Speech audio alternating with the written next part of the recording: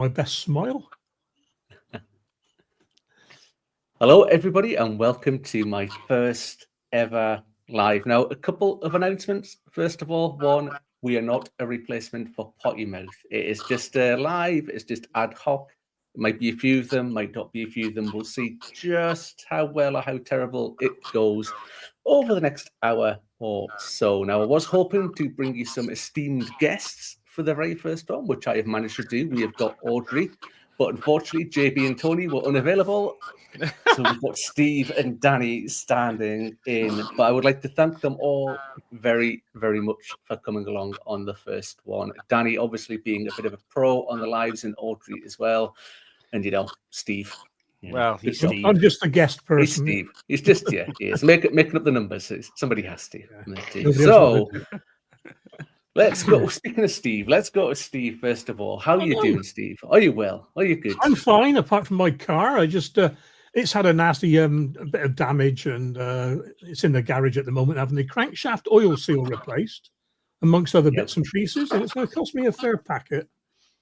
It sounds expensive. You've got my full sympathy as somebody who just had to pay, was it £900 last month for the car to get fixed? So you absolutely have every bit of sympathy I have. It's they said they'll try and get the price down a bit, but we'll see.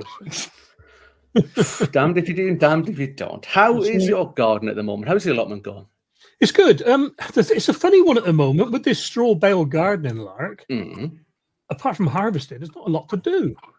And there's not even any watering to do. I've watered 3 times this year, and that's it. Yeah, so, I'm a big fan. I'm a big fan of low maintenance. Anything that makes the sort of the day-to-day grind, the churn, everything like that is a big win in my book. Absolutely with you on that one. Right, and this is what these straw bales are for me. I mean, I'm £4.50 for a straw bale, and it's the size of 6 compost bags. So. I've noticed recently there's a big thing on TikTok, people trying to sell compost at the moment. And I think if you click on the thing, they tell you in the advert, like all the TikTok adverts, it's like, come and get our compost. It's the most amazing compost you've ever seen in your life. It's so cheap. And you click on it, and by the time you've picked a decent sized bag, like sort of 60 litres or whatever, it's about 15 quid for a bag. And that's before you paid for it to be delivered. Yeah. So it's I'm not meant to rant just yet. That's for later in the show. We'll save that. There's a further delay on the peat ban anyway, because it was due to be heard in the House of Commons on the 12th of September, and they're not sitting on that day, and they go into recess on the 16th of September until middle of October. So it'll be after that. And that's only the second reading anyway, and whatever. So we'll see. Yeah, it'll be a while yet, I think. It'll be a good while yet before we hear anything on that. If ever. So moving on to the main event, and the first lady of YouTube gardening, and Audrey. Oh, good. How are you, Audrey? How are you doing? I'm doing great, thank you. I don't know why I deserve these very esteemed introductions, but thank you. You're a legend, Audrey. You're a living legend. You are. How's things over the pond? Good. Actually, we've broken a little bit of heat. We're like in the 70s, which I think for you is 30. 20s, low 20s maybe, which for that us sounds all right, which is very mild and very 21. much enjoying that. Yes.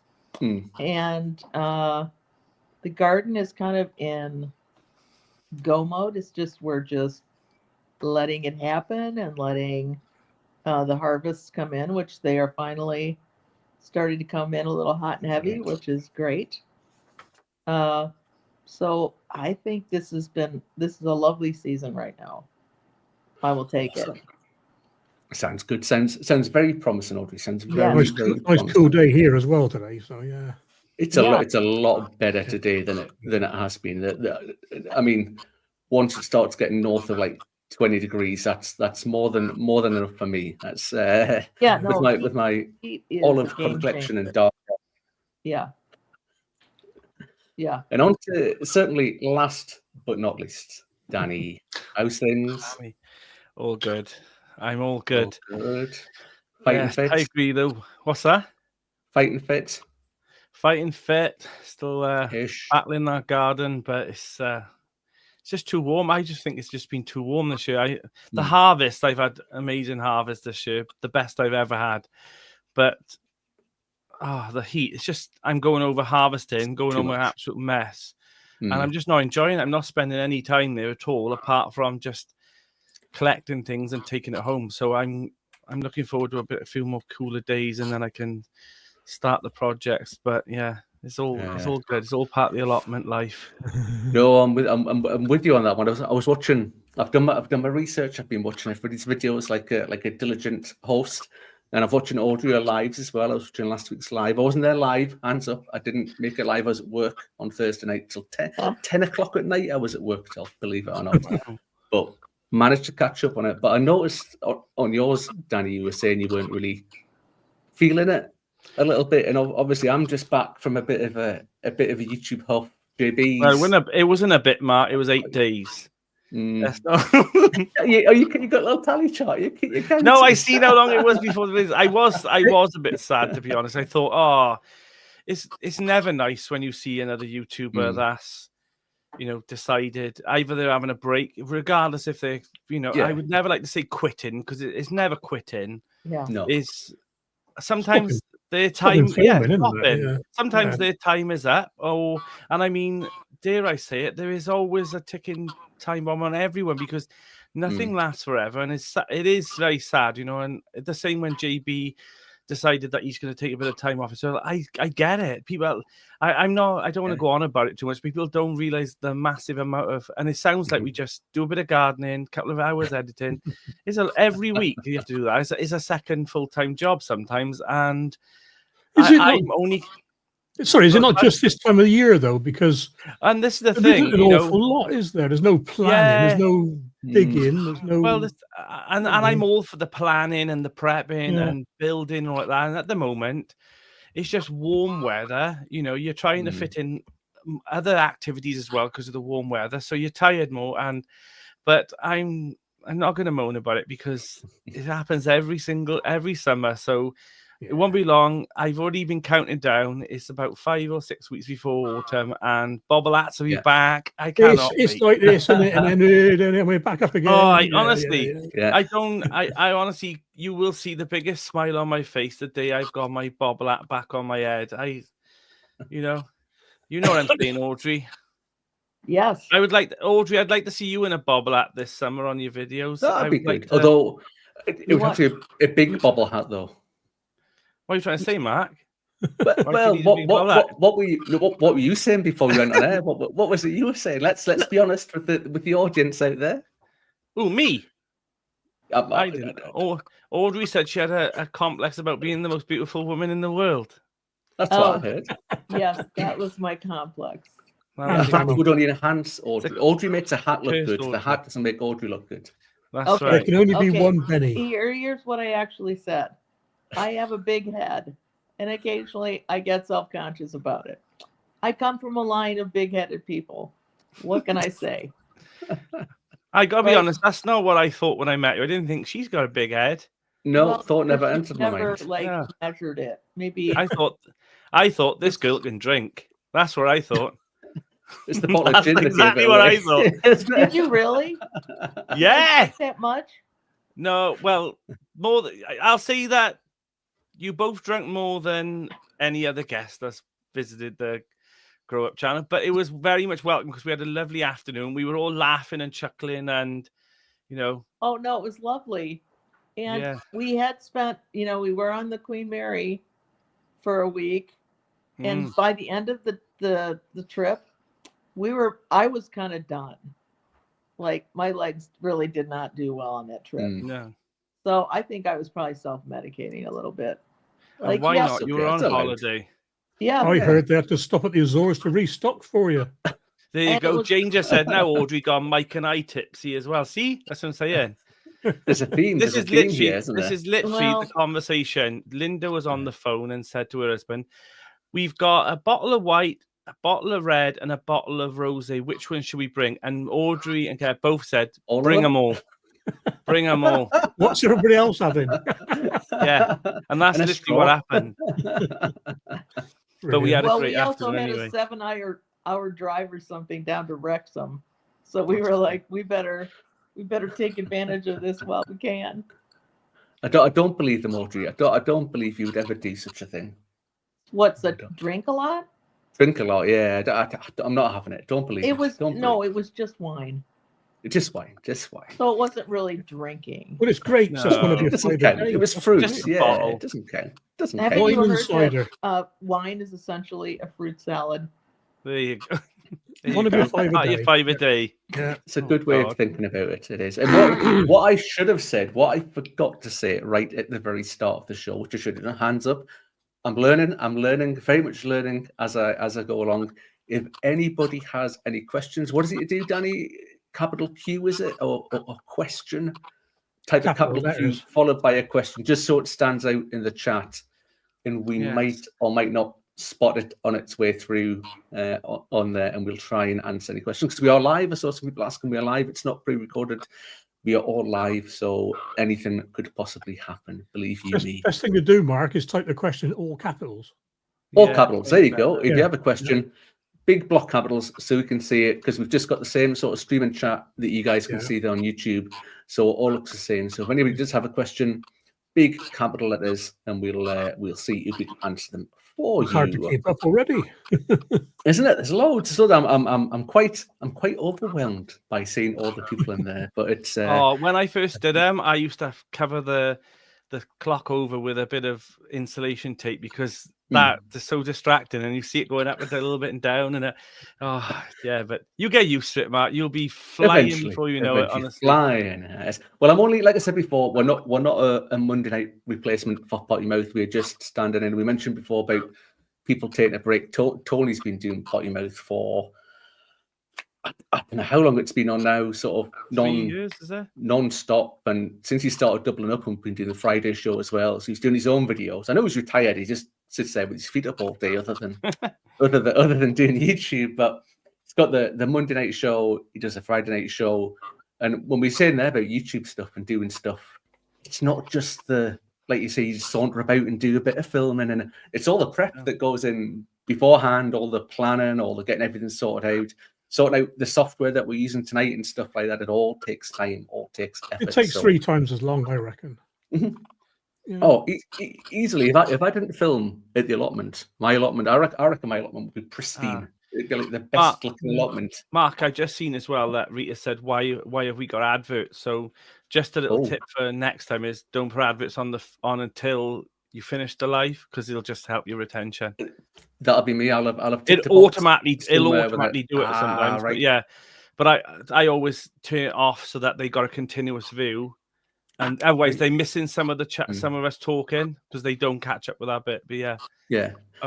So questions coming in. Questions coming in. So from Debs, who's going to be the first one to answer a question then? Is there anything other than picking the leaves off to get rid of leaf beat miner?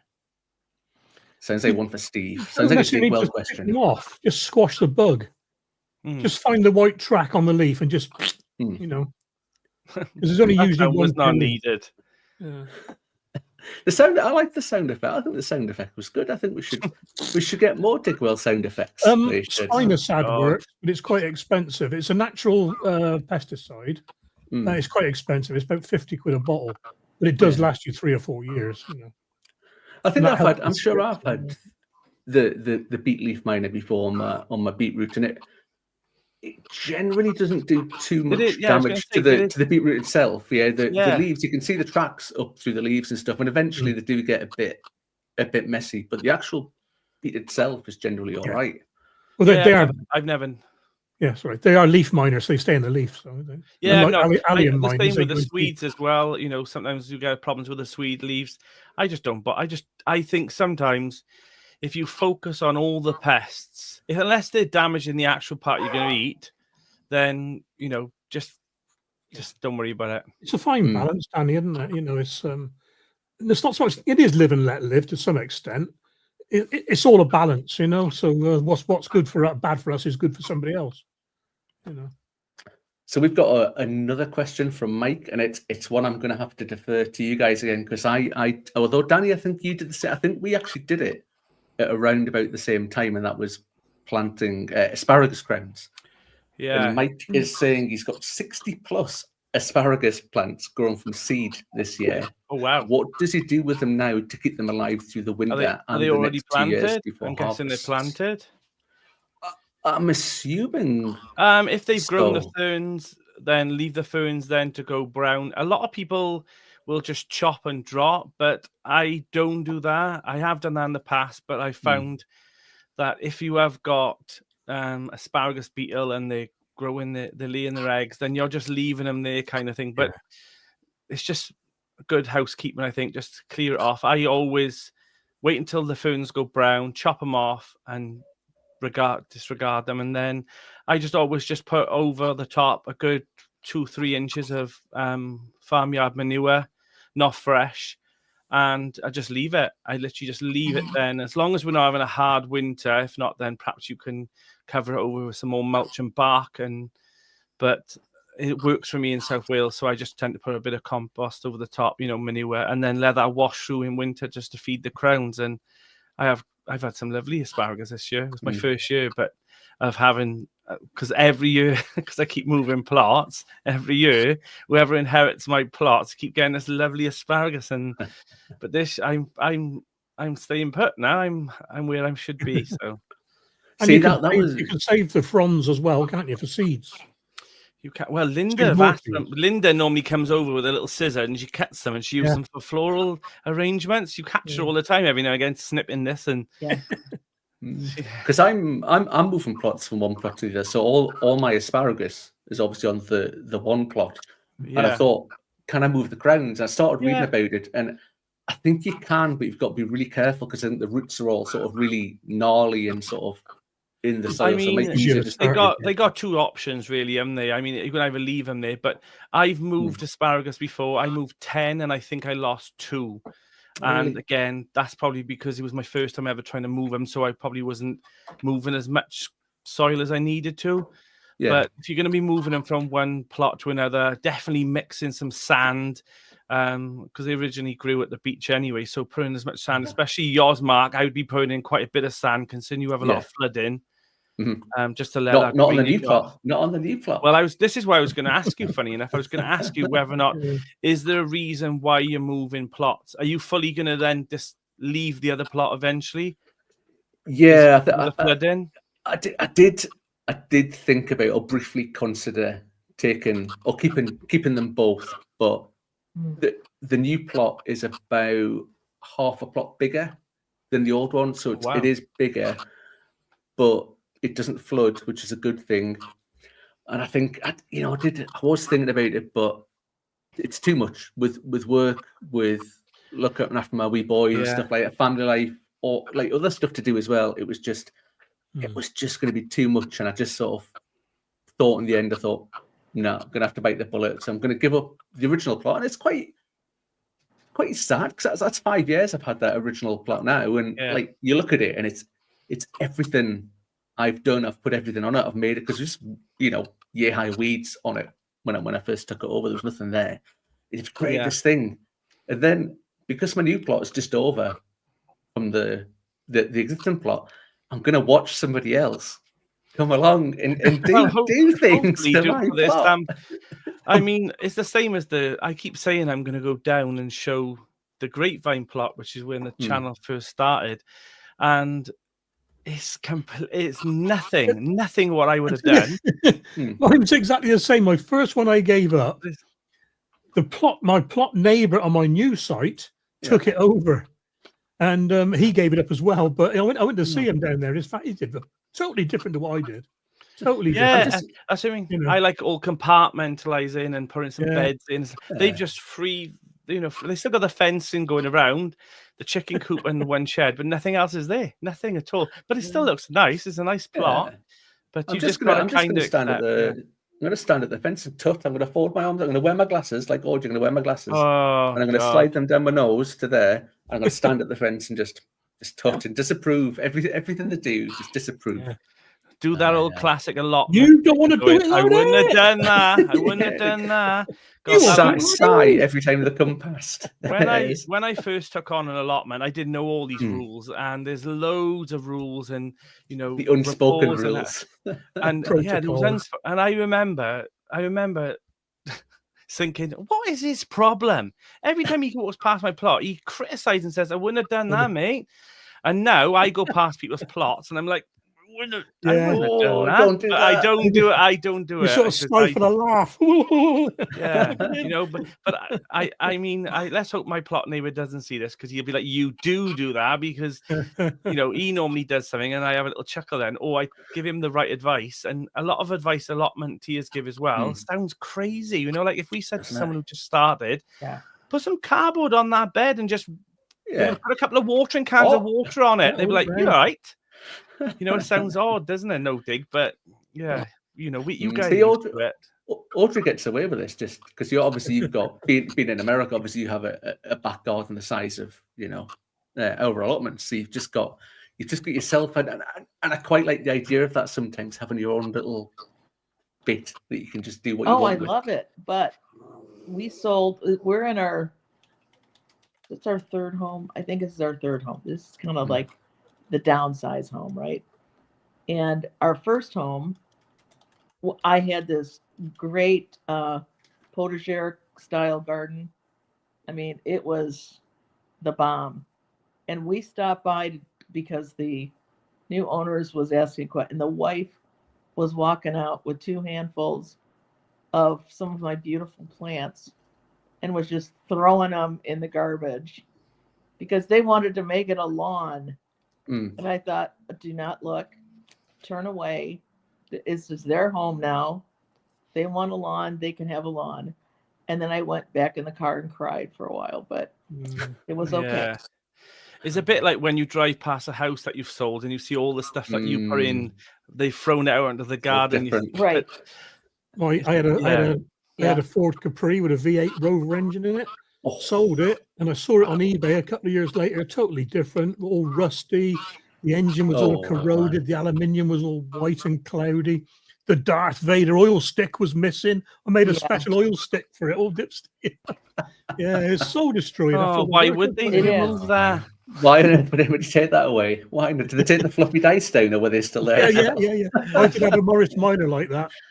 Blue metallic paint, gold windows, and orange fur inside. Sounds a dream. Oh, nice, classy. So we've got from Chatham to Glasgow in it every other week. Goodness me, that's some drive that actually as well, isn't it? That's some drive. Stopped off for a pint. Flown by though. And better than your current car by the sounds of it as well. It's probably still going better by now as well. I know. So we've got a question from Robin, and this is one actually I was going to speak to Audrey about, because on Audrey's live you were talking about tomatoes and how good your tomatoes are so far this year. And Robin is asking what everybody's favorite tomato is this year.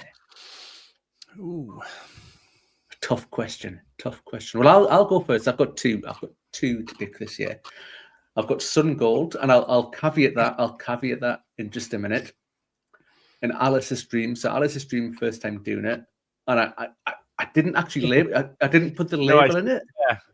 And I forgot. And so luckily in the YouTube, one of the benefits of doing YouTube is people come along and tell you what you've. Well, they like to tell you what you've done wrong, but also occasionally people can be really helpful and tell you things that you don't know. And the tomato was identified as Alice's Dream, and they are beautiful. But Sun Gold is my number one, but I do have Tim's Taste of Paradise actually grown this year, Steve. I've not managed to to kill the plants this year, and there is fruit on it. They're not ripe yet. They're just starting to turn. So everybody always says mine are very slow this year as well. Sorry, Tim's are here. I'm still an advocate that Sun Gold, until I've tasted a Tim's, Sun Gold are still my number one. There you are. When you pick Sun Gold, make sure you pick them with a bit of stalk on them. Yes. Otherwise, they split straight away. But... I've noticed this year. I've got them in the quad grows. In the splitting's been a lot better when I've put them in the halos. They used to split before I even picked them. But I've noticed they snap off the stem like really easily with a bit of stalk still on it, and they've been absolutely brilliant. Yeah, the quad grows keep them constantly moist, don't they? Whereas you normally you miss a day and they split or whatever, you know. Yeah, a bit expensive, the quad grows. I mean, I've only got a couple. I'm not quite Tony yet with my full polytunnel full of quad grows. It's a dream to have them all, but we'll see. So what's everybody else's choice of tomato this year? Well, I replied to Robin in the text there, but it's always for me Santiam Sunrise. It knocks spots off Sun Gold, Tim's Taste of Paradise, all of them. You know, I'll send you some seeds, mate, and you can have a go. And the other one, the new one for me this year, is Gobstopper. On my taste test with Leanne, you put it in your mouth and your head exploded. It was incredible. Oh, really? Nice. Yeah. Is it a sweet one? Or is it... Little tiny cherry. Yeah, very sweet. The same size as Tim's Taste of Paradise. Gobstopper is the clue, like your tiny little thing. Yeah. When you put it in your mouth, as soon as you bite into it, you know, normally you get a bit of sweet and a bit of tangy and a bit of tart, and this was all those in one go, not one after the other. It was all which taste buds is working next, like, you know. Really, really nice. Brilliant. I suppose that means umami. I don't know, but yeah. Yeah. Oh no, sounds awesome. Sounds awesome. Very nice, very nice. Danny, what about you? What are you going for this year? I've not harvested loads in the polytunnel yet, mainly because I was growing all over autumn and winter, so I was delayed by 6 weeks. But they are all coming now. When I go over now in a couple of days' time, there's going to be a big truck of multicolored tomatoes. But so far, I will say, and they have knocked spots off anything else I've grown outdoors, is the Nagina. I'll pop it in the chat now. They had like a nice plum tomato, blight resistant. Oh my God, the flavor, hardly any seeds. It's really dense. And I made tomato and basil. I'm going to say it for you, Audrey. Tomato and basil soup from the herb garden. Thank you for speaking Queen's English. There you go. From the herb garden. And herb is a man's name, and herb is an herb. There you go. But it was beautiful. It was absolutely and there's so many of them as well. I'm picking about 10, 15 every time I go over now. They're doing well, I must say. Yeah, definitely doing well. And what about yourself, Audrey? Oh, I would say it's Purple Heartthrob is my favorite. And it's a nice heart-shaped purple tomato that is a little dark, so it has that rich flavor, makes the best sauce. And then second, I would have to say Sun Gold, because I've not yet found one that rivals it. I have good not. choice. Good to hear. I've tried, but nope, Sun Gold. And if it splits a little, I deal with that. You just eat those ones first. Don't you? Or you cut them in half and pretend it didn't split. So I'm kind of where I go. Even better. Yeah, but so those are my two favorites. I always find, I don't know if it's just up here in Scotland, I always find the purple ones take ages to ripen. They take so long before they ripen. We've got quite a short season here for growing anything sort of Mediterranean-esque kind of stuff. But I was surprised actually the Alice's Dream started, because they start really purple, sort of purple and green, and then eventually go sort of purple on the top and orangey sort of colour. I'm surprised they've started ripening now. But like last year, I had a disaster with the purple. They needed it. So, do you think it's because of the heat wave we had as well, though? But I prefer loads of those canning tomatoes anyway, and those big beef steaks, because it takes the pressure off. I mean, if I did a lot of salad tomatoes and stuff like that, that's literally another job on top of mine. You know, my list this long. So I kind of do it on purpose as well, so that I've got it ready for. I've got some bits of salad, some cherries for this, for giving away. But most of the polytunnel's always going to be canning tomatoes, because it's something to do now in September, October, when it starts getting a bit cooler and you hardly anything else to do, in the tunnel. So yeah, I think it's a good idea to not over exert yourself on another thing. I mean, I'm already collecting enough runner beans for everyone else, so I don't want to be doing all the tomatoes as well. So yeah. I grow too many. I'm still trying to find my top 10 of every variety, every genre sort of thing, and get in there. But one, just a comment there. Someone said they didn't like Tim's Taste of Paradise. Sorry, I can't see who it was. It was in my top 10. It was a green one at the top 3, but it's been relegated down to number 7 at the moment. It's not very good this year. So, goodness. Well, we do. Speaking of the chat, we do have a few more questions coming in. But just before we do that, we are experimenting with it being the first of my lives, and we're going to have the first of our weekly segments. And I think the aim of the show was to have sort of the majority of it's like garden chat, but a little bit of other stuff sort of thrown in. So we're come on then, Audrey, you are. We're experimenting. Go for it. But we're just about to go for the first segment. So here we are, graphics included, ready for Moan of the Week. Now, this can be absolutely anything you like to moan about, and Audrey's been itching to get something off her chest. Let's go to Audrey first. What is your Moan of the Week, Audrey? My computer died yesterday. Oh, sorry for your loss. Oh, no. It just said, oh, oops, one of your hard drives has failed. Here's how you can repair it. Go to the store and buy a new hard drive. Oh, no. So have you lost loads of data? So I'm what? Have you lost all your data that was on the drive as well? Well, a lot of it is in the cloud. So hopefully I'll still have that's where you go when you die.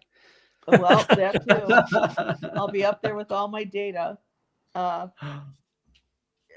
so I was really ticked. And this was never a computer I was very in love with. So it's only 3 years old. But I got it at Costco because, you can do your research and then pick one up there.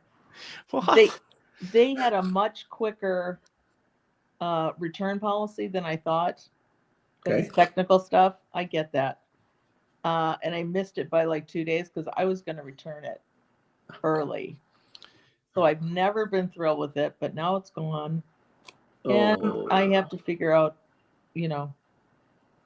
That's the problem. What programs did I have? What was my password for this? What was the password for that? Was the same. I do have LastPass, so at least I know all my passwords are. But you want to tell us all your passwords, Audrey? Yeah. I'll just write them down. It's 1, 2, 3, 4 ABC, I reckon. Yeah, it's the same as mine. So now I'm deciding if I'm gonna upgrade to a Mac or not. Oh, that's not an upgrade. Oh no! Have you checked the cloud, Audrey, yet? No. A bit of I don't want to say this really, but my computer went belly up last July, and I thought all of my stuff was in the cloud. Turns out that I'd run out of data. I got to 1 terabyte or whatever it was, and they hadn't told me my storage was full. So everything from say March of 2024 to July was missing. All the copies of the videos blanks and all sorts. Well, did you lose all your videos? Yeah. Sorry? I know there's no way I'm getting out of this clean. Yeah. I know that. I'm with Danny. We were just hoping that you lost all your videos, Steve, and that you could. I know. Yeah. Thing is, though, it might have done you a favour. Buy proper backup. That's what I've done. It's £25 a year or something for 10 terabytes. So Danny Mark explained to me. It's all the bald heads on this side that are confusing me. Mine's shiniest. Well, I was going to say, actually, we got 3 today. Okay. Tell me what your thoughts are on the Apple computer. I don't like. I'm a big fan of the Apple ecosystem. So iPhones, iPads, all that sort of stuff. Brilliant. It's so user intuitive. They can get it dead easy to use for people. Right. You see Mac OS X on a laptop or that. Oh, why can't you right click? I mean, what a stupid design feature that is. I mean, it's just no. I'm a Windows man in terms of desktops, laptops, Windows through and through. Same. Phones, tablets. 100%. Yeah. Get on Apple. That's why I was thinking of an iPhone. I have an iPad, and I thought, well, if I have like a Mac Mini, they can all talk to each other very easily. Yeah. But if you don't mind Mac, I've always had a PC. Yeah, if you don't mind Mac OS X, if you know how to use it and navigate around it, then I have no idea what you're talking about, so no, I don't. No, not so bad these days. Not so bad these days, but it used to be that the more programs were written for Windows than Mac, or they were more expensive, or they were later being released. Maybe not so much these days, but yeah, I never got into them. Well, anyway, that's my moan. And a good one it is. And the decision that must be made this week. So, moan. Danny, what is your moan of the week? I'm not a huge moaner, but well, nothing good ever comes after the word "but."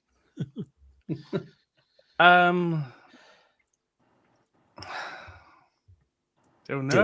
Having to watch my videos is number one, I reckon. Oh God, that's a good thing to moan about. My moan. You know those people that have different topics on stage. I don't know.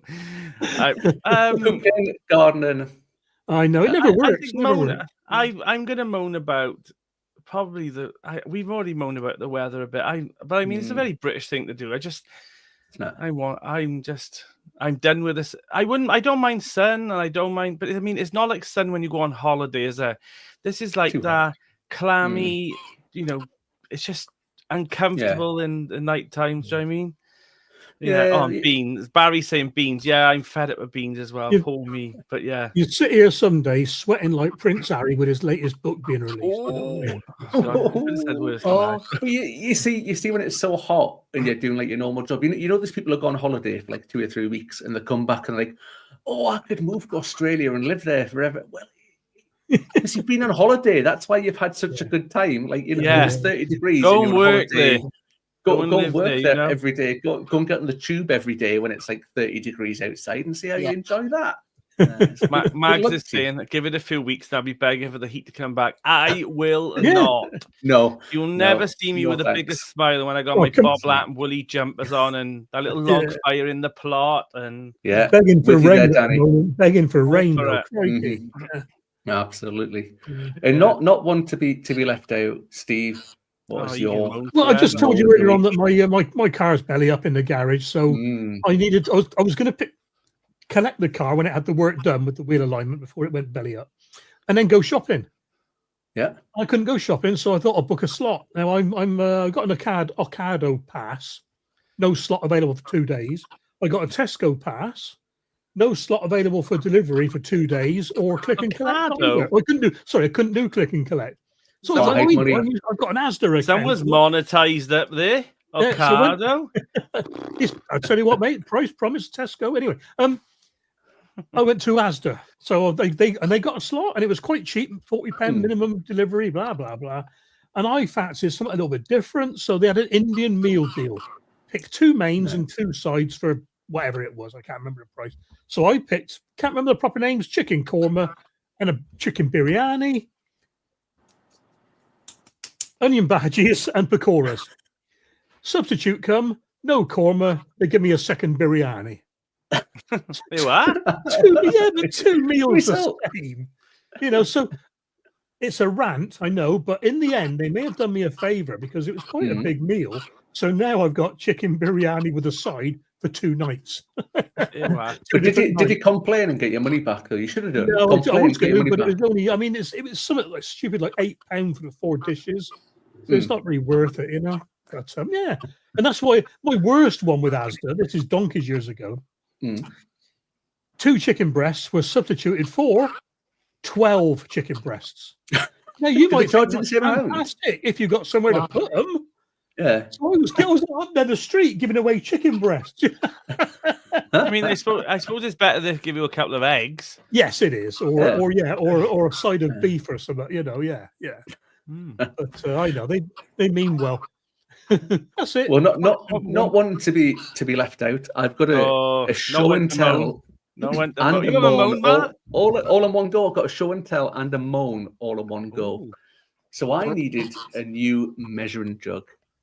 Exciting, very boring middle-aged sort of thing to do. And here's my measuring jug. Here it is. Lovely. It's got a lovely grippy handle. See that? Yeah. That's good. It pours. It doesn't drip. Nothing like that. What do you notice about it? No measurements on it. Oh, look, I've got a fancy camera. I do this when I'm on with Tony, right? Mark, we use them in the hospital for urine, mate. Look, the markings are here. They're actually here. But whenever you can just about see them. Now, you know what you could do with that? If you rub a Sharpie over the top of it, it'll highlight all the measurements. But what happens when I wash it? The Sharpie's just going to come off. Yeah. So every time I go to like measure milk or water or whatever, doing it, I'm stood at the kitchen window like this. So he loves them. Well, I don't do that. I just sort of use one of these, Mark. Use one of these. The dishwasher won't take this off. It's a Uniball PNA 125. It's a oil-based paint. It lasts for 5 years. I asked Steve for some before. He sent me 2. I sold them on eBay, £6. It was the best thing he ever sent me. It's almost as much as one of your dippers. Because they don't write in Welsh. That's what it is. They don't write in Welsh. You are, look. Audrey, you had a dibber as well. Mark's the only one who haven't got a dibber now. I've not got one. I have a dibber, yes. Audrey's going. I did. I'm feeling a bit left out. I'm feeling a bit left out. Victimized. Yeah. There you go. That's not a dibber. That's a dibber. No, Steve, that's a dibber. Hey, that's a better one. Hey, Dig Will dibber. Brilliant. Still got it. Look at that. What nice and clean. Well, it is. Not been used. Never been used. Well, he did give it me at the end of spring, so I'd already sown everything by then, so it's ready for. I will give credit where credit's due for Steve. It does fit in one of these little. I know, made good trays. It made for this. Lego. I bought all the Lego cone pieces off eBay to make these. See, and he's not just an ugly face. Look. he plays with children's toys as well. This is the one for the little tiny square pots. This one. I'll have that one at Malvern when I come again, Steve. That's the one I gave to old matey boy in America. Goodness. Well, Gardner Scott. Scott. I couldn't think of his name. Scott. Yeah. Well, I'm miles behind on the chat, so I'm miles up the top on the chat, and there is still a couple of questions that are floating about there. So we have one from the Ordinary Journaler asking, "Can you explain the difference between a greenhouse and a polytunnel?" Well, apart from the obvious sort of size and shape and scale of it, I think the one thing I'm very, very fortunate to have both and to use both, and the one thing I notice, I think, between the two of them is the humidity in the polytunnel is so much higher than the greenhouse. It's miles Not higher. In my polytunnel. Well, you've got the fancy one though. Not in my polytunnel. Right. Honestly, Audrey, you've seen it. I mean, it was like a space station. It's pimped out. That's all I'm gonna say. It's a pimped out poly. That's what I should have called the thumbnail. Pimped out poly. That's not what you know, is it? More solar panels and a council estate. Do you know what happened? Do you know what happened though? You know, I created that shade system on the thing. It still works amazing. But do you know what I did though? I fitted it all out, and it shades the solar panel behind now, so the irrigation stopped working. So I shaded it, cooled it down, and it wasn't watering the plant. So it's okay to use, but I got to either raise up the solar panel, but there's a few more modifications just to. Because shading too much now is shading the actual polytunnel, but the actual fans. But yeah, I do love a gadget. Goodness. Well, unless you've got the fanciest polytunnel in the world, then Danny's is different. So mine's all plastic from sort of top to bottom, whereas you've got the netting down the side. And I've been. I will say though that people are saying like, "Oh, we're not." That's made a difference, especially it's really when good, isn't it? Yeah, especially because the way the wind blows as well. It really does just bring in a little bit extra there, and it's yeah. Well, I was at the plot on Sunday, and I got there about probably midday. So the doors had been closed till I got there, and it was 47 degrees inside the polytunnel when I got there before I opened the doors. And as soon as you walk in it just hits you in you feel it. But I managed the polytunnel of the greenhouse very similar. I think the polytunnel, for the size, polytunnels are generally a lot cheaper than a greenhouse. Greenhouses are more expensive in terms of the size that you get, sort of the bang for your buck. But I find it works well having the greenhouse just out there in the garden for doing my little seedlings and bringing them on, and then taking stuff up to the polytunnel, up to the bigger sort of space for the polytunnel there? I am debating getting rid of the greenhouse on the new plot and putting one up the garden here, because I like that idea. It was Tony, who actually having that one outside. Mm-hmm. It's those little delicate plants that when you first do it and you think, oh, it's cold, and you put them in the car and bringing them home. It'd be nice if they were just out there. I can either, connect up, heat into it, or bring it indoor. Just pop out in there and you bring it back in, and then the next day bring it back out. When it's over the plot, they're all on their own over there. Well, I'm entirely lost in the chat and questions now, so I've just scrolled all the way to the bottom. So if anybody's got any more questions, please re-add them. But I'll go to one of my topics from my pre-prepared short notes, show notes even, and it's all to do with autumn and winter prep. And it feels funny. I know it's August, but I was in B&M the other day, and I walked through.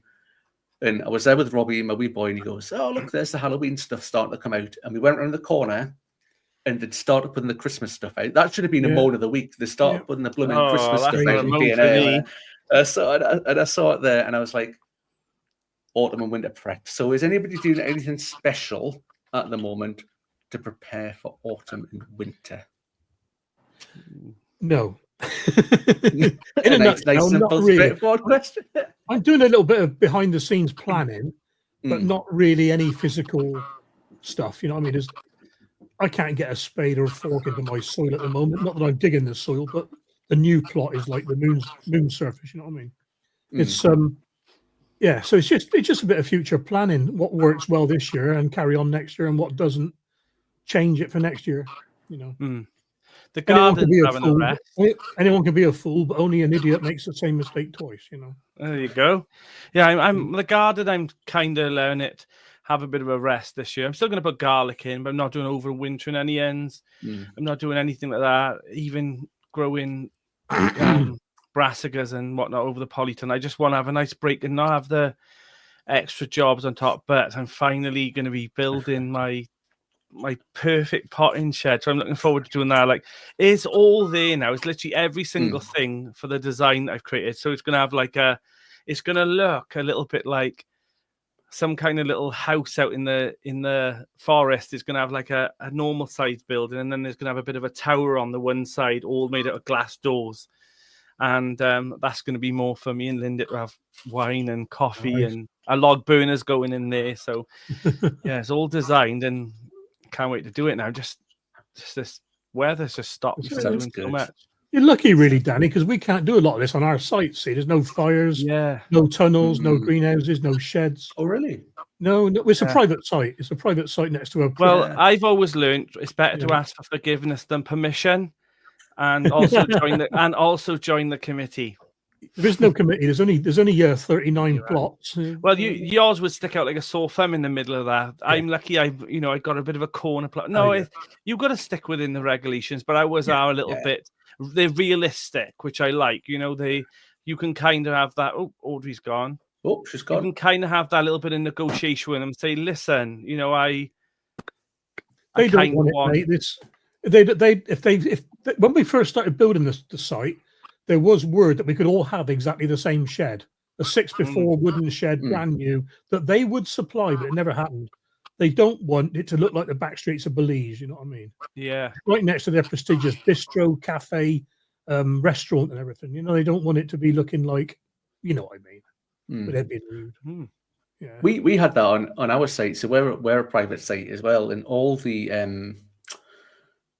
plots originally came with a 6x4 shed.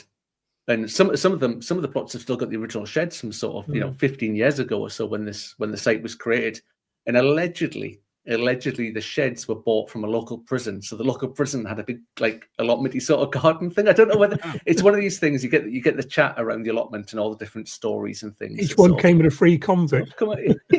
Somebody to do a garden for you, and allegedly, but we're the same. We're lucky we're allowed. We're allowed greenhouses and polytunnels and things, but we're not allowed fires and we're not allowed pets, which is a shame actually, because the new plot that I've got, so the people that gave it up went because they couldn't bring their dog up to the plot. Really? Yes, yeah. So, no pets, no dogs, nothing like that. No. Yeah. Well, there must be no dig. And or no dog. No dog. Audrey, what's in that glass? I want to know. Come on, show us. There you are. Spindrift. Heineken. No, it's Spindrift sparkling water. And gin. Blood orange and tangerine. And I don't drink beer with a straw. Sorry. There you are. Straight out the beer can hat, isn't it? Oh, the hat. The foam finger. Oh, the hat. Oh my gosh. I'd rather have a wine glass hat, but that's okay. I did that once on the submarine when I was. We're in racks of 3 beds, you know what I mean? And I was in the middle one, and I couldn't be bothered to keep reaching up for my beer. So what I did, I stuck it with a bit of tape onto the bed above, and I ran a pipe down to me so I could just sip it. I forgot about the siphon effect, and I went, it was all over me. I couldn't stop, like, you know. You had to be there. Sorry. You did. Well, I've got another important question. One that I need some good suggestions here, because it's if there's one thing this year that has done really, really well, is courgettes. And I was there Sunday. I was there, and I got to the bed where the courgettes were, and I actually swore at the plants and the courgettes when I was harvesting them, because there's so many. Every time I go there, there's like half a dozen courgettes, and you know what it's like. You turn your back and you come back the next day. It was that big, and you come back and it's now that big. So what can we do? We need recipe suggestions. What are we going to do with all these courgettes? I think you need to be a bit more brutal. I think once you've had your nice harvest of something, get it out. I think we got this guilt. We have to let it die itself. Yeah. You know, I'm already debating whether or not I should take one trellis down of runner beans. But Steve, what's the runner beans? Do you know runner beans are perennials? I did, yeah. I seen it on another YouTube channel. You did know that? No, I didn't. I didn't know they were perennials. No, I've always lifted them. You chop them down and mulch them, and they have a mild winter. I'm going to do that this year. Yeah. Yeah. So do you know what happened to me? Well, funny enough, Steve, what happened to me was the year before last, I grew them in a 30-litre bucket in the polytunnel. Yeah. I cut them down. I just pulled the canes out, and I just cut across with the hedge clippers. And I was just being lazy, really, with that bucket. And then I left it on the side of the polytunnel, and the next year they started climbing back up again, and I had another crop from I never knew that. I learned something last week. Yeah. So. But give them a good mulch, though, because you might not get them all back. But worth a try, innit? And you just pop another seed in, can't you? If you got the same type, you know. Yeah. Do you grow courgettes, or do you call them courgettes in America? I should probably know. Or do you call them something different? We call them zucchini. Zucchini. That's the word I'm trying to think of. Yes. Do you know why there's 2 different names? You guys say what? So do you know why there's 2 different names for them? Yeah. Courgette is from the French influenced nations, and zucchini is from the Italian influence. Yeah. They've both been the same thing, small gourd. Bit like herb and herb. You know, herb is the right way, and herb is when they had is the wrong way. Go over on the boats, and then got a bit lazy. They dropped the H on the way. She's removing the glasses. Drop the H on the way. Yeah. You know what I find really sad? When people have to justify how they do things. I'll tell you one thing, Audrey. I'll tell you one thing you've got right, and that is cilantro. Thank you. No, coriander. Coriander has got coriander leaf, coriander stems, and coriander seeds. But over the pond, they call the leaf cilantro. So it defines, it's a totally different word to the rest of the plant. I prefer cilantro as well. So maybe all YouTube gardeners should all just rebel and just start calling it cilantro. Just go for it. And start a trend. Something. There you are. Hashtag cilantro. Suckers. That's what we need, a gang war over gardening. There you are. Gang war gardening. That's a good thumbnail. Write that down. It's only the Brits that call it Swede, isn't it? Because it's a Swedish turnip. Proper name is rutabaga, you know. Yeah, but that's a bit long to say, isn't it? I know. It's a bit, you wouldn't get that in a title on YouTube in the first so many words, would you? That wouldn't. That wouldn't be it.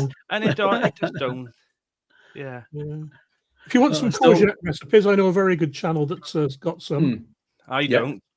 I just had a quick look before we come on air, Mark, and here's what I got on my channel, okay?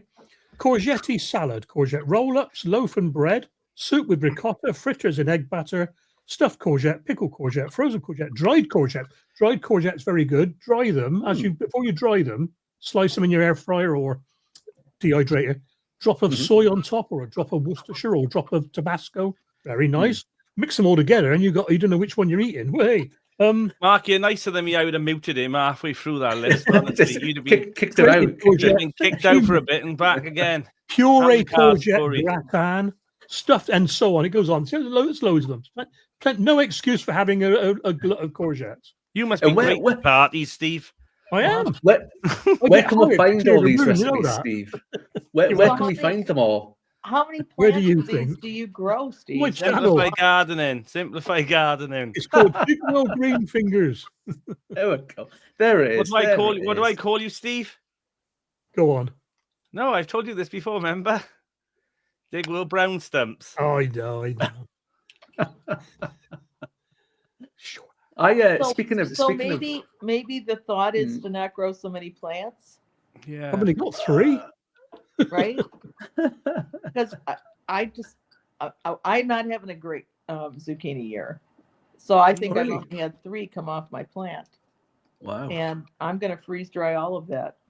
Yeah. I noticed there was a thing I was going to ask you about, Audrey, on your live, and I purposefully haven't Googled it and looked it up. But you mentioned, was it Cowboy Jalapenos or something? Or candy? Cowboy candy. Jalapenos? Cowboy candy, that's it. And I was, yeah. And I saw it was jalapenos, and I wondered, because I've got jalapenos growing, and I wondered what it was. Audrey, you know my little Christmas seedless thing that, I always swoon you in for? Okay, yes.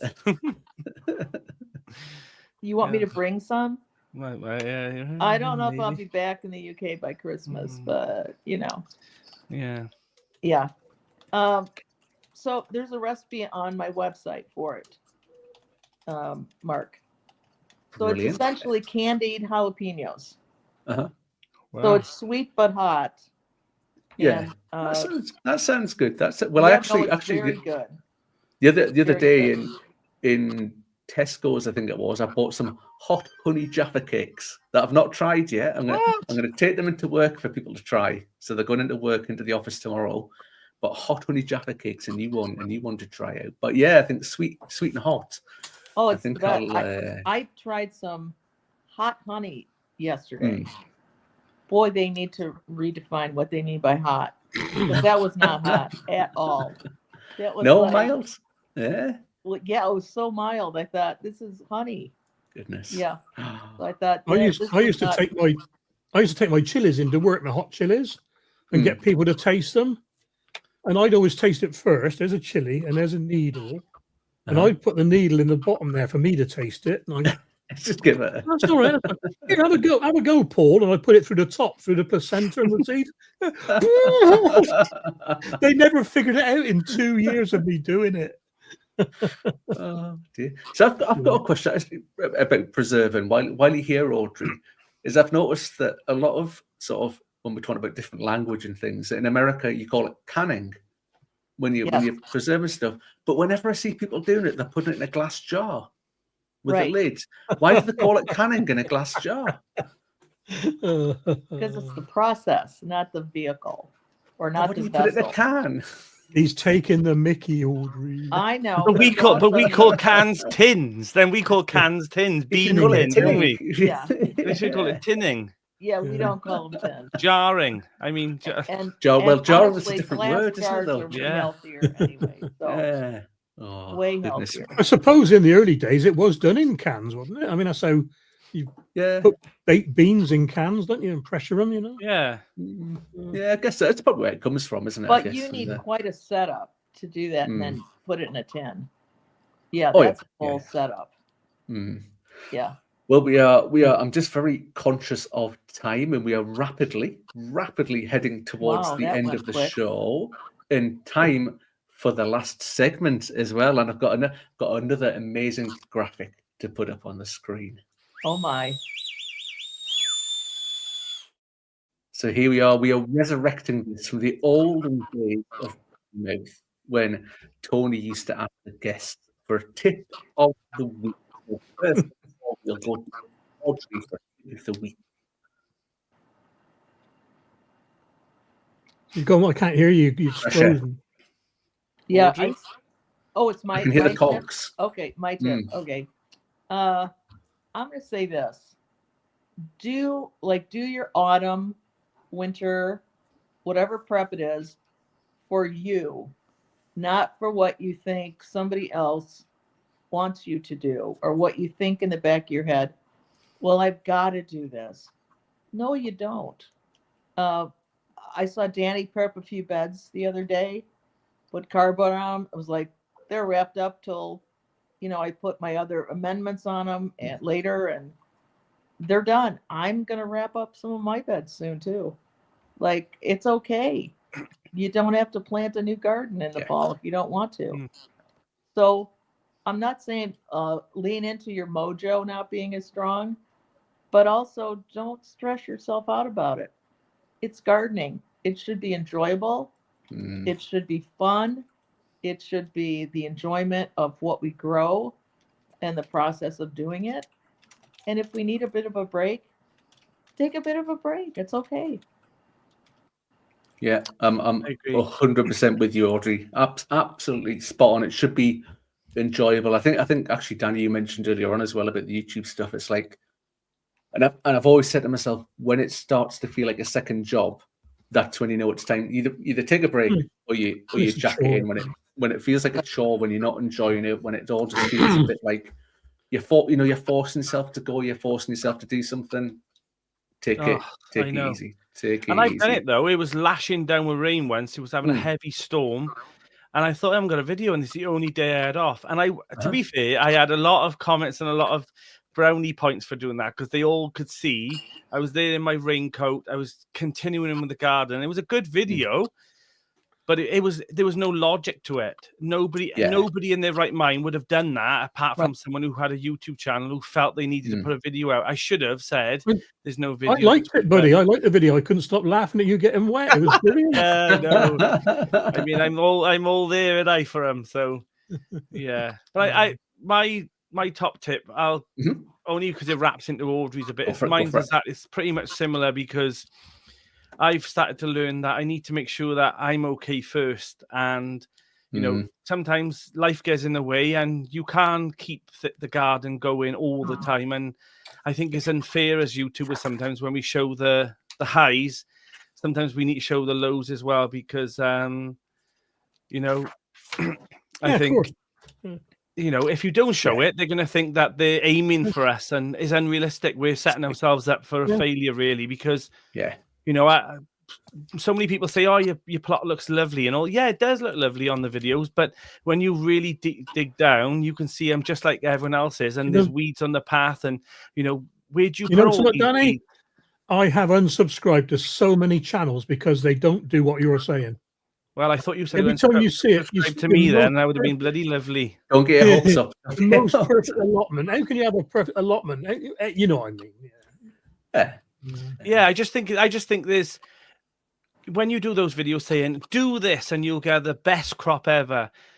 We all know that ain't gonna happen. You could do everything exactly the same as that video, but one little thing, nature will always kick you right from under the legs. And I mean, it's just better to say, this is what I do. Try it, and if it works for you, if it doesn't, amend it. Video shouldn't be about doing this and this because the garden is not a scientific experiment where you can control all the variables. So, like a car, says up to 50 miles per gallon, and you get 35. Well, that is up to 50, isn't it? It's not quite 50. Well, that's because you're going up a hill, I expect. Yeah. And speaking of tips of the week, Steve, my one is we all love pollinators. We all love, but we do. But allotments don't really need pollinators, apart from courgette, squashes, cucumber, pumpkins, melons family with the big flowers. Nearly every other flower is a perfect flower. You don't need bees and wasps, but we do. So my tip is, if you want to save your own courgette seeds or squash seeds or that sort of family, and you don't want to risk getting cross-contaminated seeds, or you want to keep the same seed next year, when you get your female flower, it's a female because it's got a big bulb behind it, As soon as you see it start opening, put an elastic band around it or a tie of some type. Let it sit for a day or two, then let it open, go and grab a male flower, pollinate it, and close it up again. and that way you'll know that Zephyr squash will be a Zephyr squash, and it won't be cross-contaminated from Fred's gourds, ornamental gourds for Halloween on the plot next door, which could turn out to be cucurbitacin toxin in them. So so that's my little tip. So you're calling the rubber band like a chastity belt. Just so you, yes, yes, exactly. Yeah, I see. Just to hold the petals together so that bees don't get in there. You know what I mean? No hanky panky on Steve's plot. No. Well, you could use you can actually use organza bag. You know, a little those little gift bags for jewelry. Yeah, one of those. No, a top tip indeed. Well, anyway, that is about it for this week. What's your tip? What is your tip, sir? I'm taking a lead from Tony at Pottymouth. As the host, you don't have to do the tip. You just have to ask the guests what the tip are. Then all the pressure's on them, and you get out of jail scot-free. But if you do want a top tip, my top tip is, unlike watch our channel. Watch our channels. If you're going to have some time off over winter, have time off over winter 100%. But I think this week I'm going to be sowing my overwintering onions. So I'm going to be doing from seed. So if we want to do them from seed, now is the time to start them off, to get them on the go. Last year I had a disaster with them because the rabbit came in the plot and ate all the overwintering onions, which was a bit of a shame. It made a good video, but it was a bit of a shame that I lost all the onions. So sow your overwintering onions this week if you get a chance. But before we go, I would like to say thank you to everybody watching. Thank you to everybody in the chat, asking questions, joining in. It is very much appreciated. And a huge thank you to all the guests this week. You've all been absolutely wonderful and made the job of hosting. We have. So much easier. You will find links to everybody's channels in the description down below. Please go and see them. Click on them, sign up, subscribe, leave comments, leave thumbs up, all that sort of stuff. They all very much deserve it. Also, well done, Mark, for your first live. So thank you, Danny. You did well. I appreciate it. Thank you. Hopefully they'll get better as time goes. Well, feel free to ask me again, mate, if you want your ratings boosted up a bit. Don't ask me if he's on. All right. Top tip. Don't ask me if he's on. No, you'll all be invited back. I say it's only a couple of months till Pottymouth's back in October, and Danny, hopefully we'll see your lives again in the. You can do your own. You don't have to be on the same time slot. I know, but Audrey's bags Thursday night. Danny's got a Thursday as well. Pottymouth. So Audrey's Wednesday now. We've agreed. You've agreed. I'm agreed. Wednesday. Ah, good. Well, you were taking all the viewers off Danny, Audrey, so you know. That's what she was trying to do. She tried to sabotage me. That's what I was trying not to do. YouTube wars. No, but thank you all very much, and hopefully we'll see everybody next week. We've all got a wave awkward now, Danny, don't we? Till the stream ends. It always gets cut off, most of it. Bye, everyone.